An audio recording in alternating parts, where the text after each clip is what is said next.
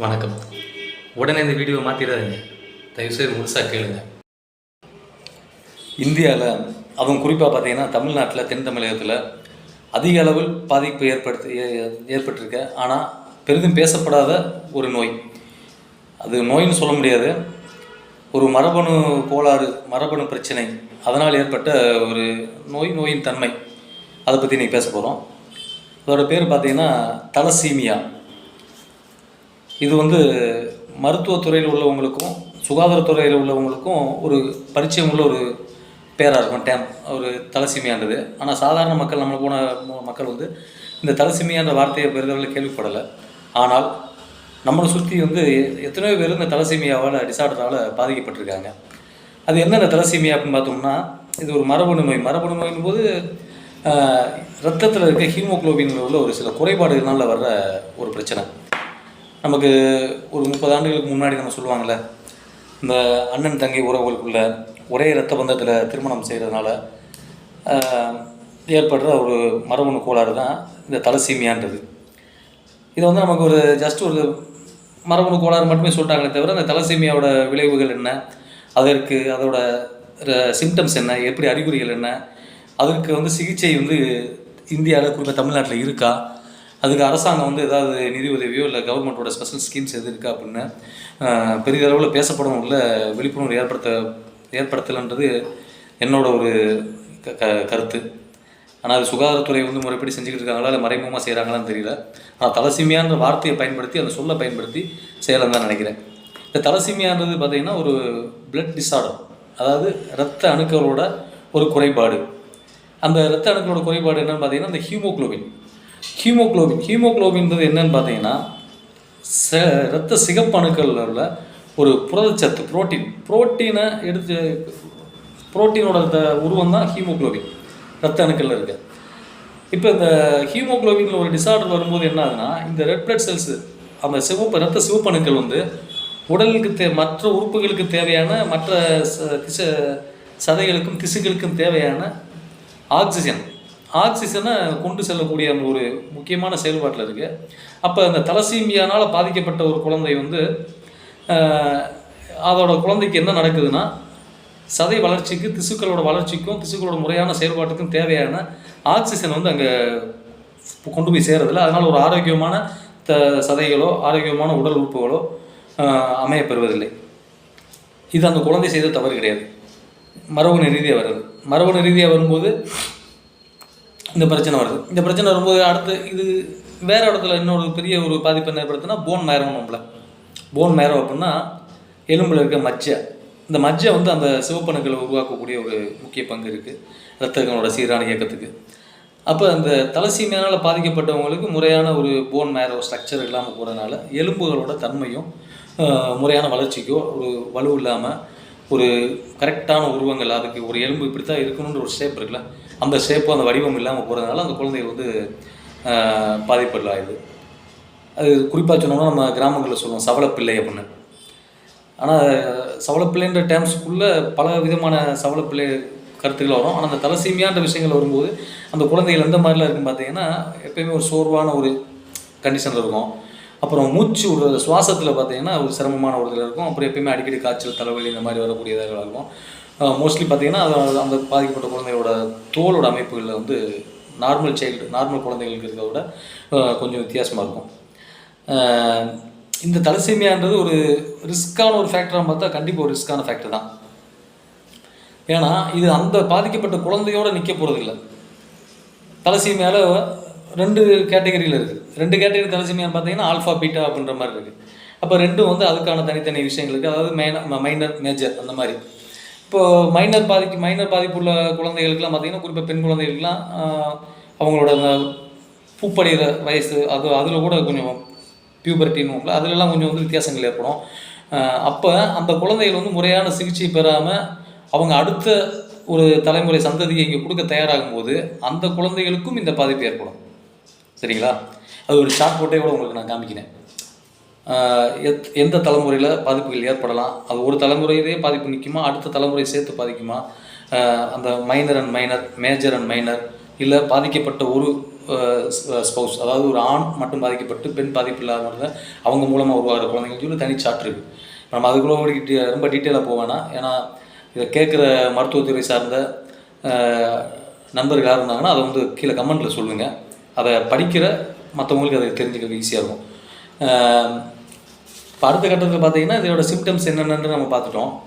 அதே மாதிரி டைப்ஸ்ன்னு பார்த்தோம்னா அந்த 2 விதமான இருக்குது. இப்போ 2 விதமான தலசீமியாவோட பாதிப்புகளுக்கும் சிகிச்சை இருக்குது அப்படின்னு கேட்டால் கண்டிப்பாக சிகிச்சை இருக்குது. நம்ம அதை தான் முக்கியமாக கவனிச்சிக்க வேண்டிய ஒரு விஷயம். இந்த என்னென்ன சிகிச்சைன்னு பார்த்தீங்கன்னா, முக்கியமான சிகிச்சை அதாவது பிளட் டிரான்ஸ்ஃபியூஷன். இந்த தலசீமியாவில் பாதிக்கப்பட்ட குழந்தைகளுக்கு கண்டிப்பான முறையில் தேவையான கால இடைவெளிக்கு ஏற்ப ரத்தம் வந்து ஏற்ற வேண்டிய சூழ்நிலை கண்டிப்பாக இருக்கும். அது அவங்களோட நோயோட தன்மையை பொறுத்திருக்கு, அவங்க எந்த அளவுக்கு பாதிக்கப்பட்டிருக்காங்க அப்படின்னு பொறுத்திருக்கு. அதே மாதிரி ரத்தத்தில் அவங்களோட இரும்பு சத்து, அந்த இரும்பு சத்தோட சமச்சீர் அளவை வந்து முறைப்படி ப்ராப்பராக டெஸ்ட் பண்ணி அதை தேவையான அளவில் வந்து கண்ட்ரோலாக வைக்கிறது வந்து ஒரு இந்த மைனர் பாதிப்பில் உள்ளவங்களுக்கான ஒரு ட்ரீட்மெண்ட்டு.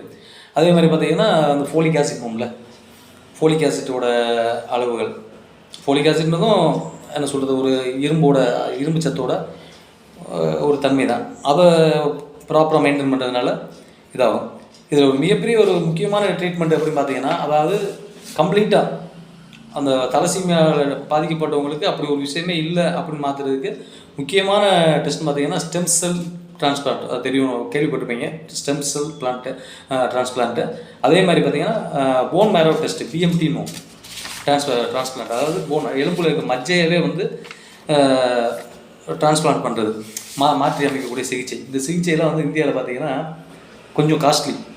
நம்ம சாதாரண அரசு மருத்துவமனைகளில், அதாவது பிரைமரி ஹெல்த் சென்டர்லேருந்து ஒரு தாலுகா மருத்துவமனை அளவுக்கு பார்த்தீங்கன்னா இதுக்கான ட்ரீட்மெண்ட் இருக்குமா அப்படின்னா ஒரு கேள்விக்குறி தான். ஆனால் மருத்துவக் கல்லூரியில் அதுக்கான ட்ரீட்மெண்ட் இருக்கும்னு நினைக்கிறேன், நம்புகிறேன். ஏன்னா மருத்துவ கல்லூரியில் படிக்கக்கூடிய மாணவர்களுக்கும் இந்த தலசீமியா பற்றி தெரிஞ்சுக்கிறதுக்கு ஒரு பேஷன்ஸ் கண்டிப்பாக தேவை. அப்படின்போது அவங்க அதை பயன்படுத்துவாங்க. ஆனால் இது அந்த நோயாளிகளுக்கு தெரியப்படுத்தி இது தலசீமியாவில் பாதிக்கப்பட்ட குழந்தைகள் தான், ஒரு பேஷண்ட்டை தான் இதை தெரியப்படுத்தி சொல்கிறாங்களா, இல்லை நம்ம சுருக்கமாக சொல்லும்போது ரத்தம் கம்மியாக இருக்குமா, இரும்பு சத்து கம்மியாக இருக்குது, குழந்தை வந்து ஒரு சவளப்பிள்ளையாக இருக்குது, அப்பப்போ தேவையான ரத்தம் ஏற்றணும் அப்படின்னு ஒரு சாதாரண வார்த்தைகளோட, ஏன்னா தலசீமியான்றதை சொன்னோம்னா என்னமோ ஏதோ இன்னும் சொல்லப்போனால் அனிமியான்ற வார்த்தையவே வந்து நம்ம பெருசாக யோசிக்கிறோம், என்னடா பெரிய நோயாக இருக்குமோ அப்படின்னு. ஆனால் அந்த டெர்மினாலஜியில் உள்ளவங்களுக்கு தெரியும் சர்வசாதாரண. அது மாதிரி தலசீமியான்ற பெயரை பயன்படுத்தி மருத்துவ சிகிச்சைகள் கரெக்டாக பண்ணுறாங்களான்னு எனக்கு தெரியல. ஏன்னா இந்த வார்த்தை தலசீமியான்ற வார்த்தை பார்த்தீங்கன்னா, நான் ஒரு 2011 2012 காலகட்டங்களில் மதுரை ராஜாஜி மருத்துவமனையில் ஒரு குழந்தைக்கான சிகிச்சைக்கு நான் கூட இருக்கும்பொழுது அந்த குழந்தையோட தோலில் வந்து பிக்மெண்ட்ஸ், அதாவது படிமானங்கள், அந்த அயன் பிக்மெண்ட்ஸு அங்கங்கே இதாகும்போது பேத்தாலஜி டெஸ்ட்னுவாங்க, ஸ்கின் பேத்தாலஜி. அந்த பேத்தாலஜி டெஸ்ட் எடுத்து போகும்போது தான் இந்த தலசீமியான்ற வார்த்தையை பற்றி நான் உள்ள பரிச்சயப்படுறேன். ஆனால் ரொம்ப நாளாக வந்து இதை நானும் எனது நண்பர் ஒருத்தருக்கு இப்போ வந்து நம்ம லால் பார்த்துன்னு சொல்லி ஒரு இந்தியாவில் ஒரு மிகப்பெரிய லேப் அதில் ஒர்க் பண்ணுறாப்புல, அந்த நண்பர்கிட்ட வந்து நாங்கள் கடந்த ஒரு 7 வருஷமாக டிஸ்கஸ் பண்ணிக்கிட்டு இருக்கோம் இதுக்கான முறையான சிகிச்சை என்னவாக இருக்கும், என்ன பண்ணலான்னு. ஆனால் இது வரைக்கும் நான் வந்து எந்த ஒரு சோசியல் மீடியாலேயோ இல்லை செய்தித்தாள்லேயோ ஒரு டிவி சேனல்ஸுகளையோ அந்த தலசீமியா பற்றியோ, அதே மாதிரி சில மருத்துவ முகாம்களில் பல மருத்துவ முகாம்கள் கூட நான் கேள்விப்பட்டதில்லை. ஆனால் சமீப காலமாக பார்த்தீங்கன்னா ஒரு சினிமா நடிகை, அவங்க பேர் பார்த்தீங்கன்னா சுகாசினி. இந்த சுகாசினின்ற அந்த சினிமா நடிகை அவங்க என்ன வந்து ஒரு பொது மேடையில் வந்து தலசீமியாவை பற்றின விழிப்புணர்வு கொண்டு வரணும், அதாவது திருமணத்துக்கு முன்பே வந்து பார்ட்னர் அவங்களோட இணையை தேர்ந்தெடுக்கிறதுக்கு அவங்க ப்ராப்பரான ஜெனட்டிக் டெஸ்ட் எடுத்து அதுக்கப்புறம் அவங்க இணை சேர்ந்தால் தலசீமியாவை நிப்பாட்டலாம் அப்படின்னு சொல்கிறாங்க. அது எனக்கு உண்மையில் ஒரு நான் பார்த்து 13 வருஷத்துக்கு அப்புறம் தான் வந்து இன்றைக்கி ஒரு சமூக மேடையில் வெளிப்படையாக கேட்கும்போது எனக்கு கொஞ்சம் சந்தோஷமாக இருந்துச்சு. ஆனால் அது மட்டுமே ஒரு சிகிச்சையாக இருக்குமான்னு எனக்கு தெரியல. ஏன்னா அந்த ஜெனட்டிக் டிசார்டர்ன்றது ஜஸ்ட்டு இன்றைக்கி ஒரு ஆணும் ஒன்று பெண்ணும் செய்கிறதுனால மட்டுமே அது மாற்ற முடியுமான வாய்ப்பு கம்மி. ஏன்னா நம்ம வந்து ஒரு குடும்ப பின்னணியிலே பார்த்திங்கன்னா ஒரு கூட்டு குடும்பம், ஒரு சமுதாய அடிப்படையில் கிட்டத்தட்ட ஒரு 4000 ஆண்டுகளை கடந்து வரும்போது இந்த ஜெனட்டிக் டிசார்டர் வந்து நம்ம எந்த அளவுக்கு ஐடென்டிஃபை பண்ணி அந்த இணை ஜோடிகளை வந்து தேர்ந்தெடுக்க முடியும்னு தெரியாது. இன்றைக்கி வேறு ஜாதிகளாகவே இருந்தாலும், வேறு ஒரு நிலப்பரப்பில் வாழ்ந்துக்கிட்டு இருந்தாலும், ஒரு தஞ்சாவூரில் வாழ்கிற ஒரு ஆணும் இங்கே தூத்துக்குடியில் வாழக்கூடிய ஒரு பெண்ணும் வேறு சமுதாயமாக இருந்தால் கூட இன்றைக்கி ஜெனட்டிக்கலாக பார்க்கும்போது ஏதோ ஒரு விஷயத்தில் அவங்க ஒன்றி போகிறாங்க. ஒரு 2000 வருஷம் 4000 வருஷம் போது அப்படின்னும் போது அவங்க சொன்ன மாதிரி ஒரு ஆணுக்கும் பெண்ணுக்கும் ஜெனட்டிக் டெஸ்ட் எடுத்தால் மட்டுமே மாறுமான்னு தெரியல. ஏன்னா நம்ம தமிழ் கலாச்சாரம்ன்றது அது மிக ஊறிப்போன ஒரு கலாச்சாரம். ஆனால் அதோட பாதிப்பு ஏற்பட்ட குழந்தைகளை கண்டறிகிறதுக்கு கண்டிப்பான முறையில் ஒவ்வொரு கிராமம் வாரியாக படித்த இளைஞர்களோ படித்த பெண்களோ தயாராகணும். தன்னோட குழந்தைக்கோ இல்லை பக்கத்து வீட்டில் இருக்க குழந்தைக்கோ ஒரு இரத்த சோகை மாதிரியோ ஒரு வளர்ச்சி ஒரு குன்றிய மாதிரியோ இருந்துச்சுன்னா அது ஒரு என்ன சொல்கிறது, எப்பா அது ஒரு சவளப்பிள்ளப்பா இப்படி தான்ப்பா இருக்கும் அப்படின்னு ஒரு எளிய வார்த்தையில் முடிக்காமல் அதற்கான முறையான மருத்துவ சிகிச்சைகள்லாம் நடந்துக்கிட்டு இருக்குது அப்படின்றத தெரியப்படுத்தி அவங்களுக்கு தேவையான டெஸ்ட்டு பரிசோதனைகள் அதில் எப்படி நமக்கு இன்றைக்கி லிவர் ஃபங்க்ஷன் டெஸ்ட்லாம் வந்து ரொம்ப மலிவு விலையெல்லாம் பண்ண ஆரம்பிச்சாங்க. சில தொண்டு நிறுவனங்கள்லாம் அவங்களோட இப்போ சிவகாசியிலே பார்த்தீங்கன்னா ஒரு முஸ்லீம் அமைப்புலேருந்து ஒரு தொண்டு நிறுவனம் வச்சுருக்காங்க. அவங்களாம் வெறும் குறைந்தமான ஒரு அமௌண்ட்டில் ஒரு 100 ரூபாலேருந்து 400 ரூபா மதிப்புள்ள ஒரு லிவர் ஃபங்க்ஷன் டெஸ்ட்லாம் கூட கொஞ்சம் எளிமையாக செஞ்சு கொடுக்குறாங்க. இது மாதிரி பல இடங்களில் செய்கிறாங்க. அதே மாதிரி அரசு மருத்துவமனைகளில் LFT லிவர் ஃபங்க்ஷன் டெஸ்ட்லாம் கொஞ்சம் மலிவாகவே பண்ணுறாங்க. அப்போ அதெல்லாம் இப்போ தெரியப்படுத்தி அவங்கள தலசீமியாவோட பாதிப்பு இருக்கான்றதை கண்டறியறதுக்கு ஒரு நம்மளோட படித்த கல்வியை நமக்கு கிடைச்ச அறிவும் பயன்பாட்டில் இருக்குன்றது என்னோட கோரிக்கையாகவும் இருக்குது. ஏன்னா சோசியல் மீடியா நிறையா பார்க்குறோம். சும்மா அவுத்து போட்டு ஆடுறதையும் காதல் இப்படின்றதும் காமம் இதை மட்டுமே மையப்படுத்தி வலைதளங்கள் இயங்கிட்டு இருக்கு. அதுலேருந்து கொஞ்சம் வெளியில் வாங்க. இந்த மாதிரி நான் சொல்கிற கருத்தைங்க மனசில் வாங்கி பக்கத்து வீட்டில் இருக்க குழந்தைகளுக்கோ நம்மளை சுற்றி இருக்கவங்களுக்கும் நம்ம பக்கத்தில் இருக்கவங்களுக்கும் ஒரு சவளப்பிள்ளையோ ரோட் சைடில் கிராஸ் பண்ணும்போது இருந்துச்சுன்னா அவங்களுக்கு இதை டெஸ்ட் பண்ணுறதுக்கான இதெல்லாம் பாருங்கள். இது ஏன் நான் சொல்கிறேன்னா நம்ம சொன்ன மாதிரி இந்த ஃபோலிக் ஆசிட்டை செக் பண்ணுறது, அதே மாதிரி பீட்டா தலசீமியாவுக்கும் அந்த ஹீமோக்ளோபின் கண்டென்ட்டை வந்து நியூட்ரலைஸ் பண்ணுறதுக்கான பிளட்டு டிரான்ஸ்ஃபியூஷன் இந்த மாதிரி இதெல்லாம் வந்து சர்வசாதாரணமாக நமக்கு சீப்பாக கிடைக்குது. ஆனால் இப்போ நான் எதை சொல்ல வர போகிறேன்னா இந்த ஸ்டெம் செல் டிரான்ஸ்பிளான்ட் பார்த்தீங்களா, ஸ்டெம் செல்லும் அதே மாதிரி போன் மேரோ டிரான்ஸ்பிளான்ட் இது வந்து அரசாங்கம் வந்து சில திட்டங்கள்லாம் வகுத்திருக்காங்க. அந்த திட்டங்கள் வந்து மக்களுக்கு கொண்டு போய் சேர்க்கணும். குறிப்பாக பார்த்தீங்கன்னா தலசீமியா பால் சேவா யோஜனான்னு சொல்லி சென்ட்ரல் கவர்மெண்ட்டோட ஒரு ப்ராஜெக்ட் இருக்குது. அந்த ப்ராஜெக்ட் பார்த்தீங்கன்னா கோல் இண்டியா லிமிடெட் நிறுவனம் வந்து அந்த ப்ராஜெக்ட் எடுத்து பண்ணுறாங்க. இப்போ ப்ராஜெக்ட் ஸ்பான்சர் பண்ணுறாங்க. அவங்க பார்த்தீங்கன்னா இந்த போன் மேரோ பிளான்ட்டுக்கு 10 லட்ச ரூபா வரைக்கும் நிதி உதவி பண்ணுறாங்க. சரிங்களா, இது வந்து ஒரு முக்கியமான விஷயம். ஒரு கவர்மெண்ட்டோட ப்ராஜெக்டில் ஒரு 10 லட்ச ரூபா வரைக்கும் இந்த பாதிப்புள்ள இருக்குது. அதே மாதிரி பார்த்தீங்கன்னா HSCTன்ற ப்ராஜெக்டில் பார்த்தீங்கன்னா 10 லட்ச ரூபா வரைக்கும் உள்ள அதே அந்த இப்போ தலசீமியா பாதிக்கப்பட்டவங்களுக்கு இருக்குது. அதில் ஒரு சின்ன இது வைக்கிறாங்கன்னு நினைக்கிறேன். பாதிக்கப்பட்ட குழந்தைகள் வந்து 10 வயசு கம்மியாக இருக்கணும் அப்படின்னு ஒரு வைக்கிறாங்கன்னு நினைக்கிறேன். அதே மாதிரி ஆரோக்கியஸ்ரீ ஸ்கீம் கேள்விப்பட்டிருப்பீங்க. அது சென்ட்ரல் கவர்மெண்ட் ப்ராஜெக்ட் தான். அதில் என்ன பார்த்தீங்கன்னா காமன் ஹெல்த் இன்சூரன்ஸ் பண்ணுறாங்களா, அதில் வந்து 5 lakh per year அந்த குடும்பங்களுக்கு தலசீமியாவில் பாதிக்கப்பட்ட குடும்பங்களுக்கு நிதி உதவி செய்கிறாங்க. அதில் ஒரு பிலோ பாவர்ட்டி லைனில் இருக்கக்கூடிய இதுக்குன்னு. அப்போ இது வந்து கவர்மெண்ட்டோட நேரடி ஸ்கீமு. இது போக பார்த்தீங்கன்னா கவர்மெண்ட்டோட ஆரம்ப சுகாதார நிலையங்களும் அரசு மருத்துவமனைகளும் பார்த்தீங்கன்னா இந்த iron tablets folic acid neutralise பண்ணுறதுக்கான சிகிச்சைகளை இலவசமாக ப்ராப்பராக பண்ணிக்கிட்டு இருக்காங்க. அதே மாதிரி இந்த இரத்த தானங்கள் பண்ணுறதுக்கான சில தனியார் இரத்த வங்கிகளுமே இப்போ கோயம்புத்தூர் பக்கம் வந்து நான் அதிகமாக கேள்விப்பட்டிருக்கேன்.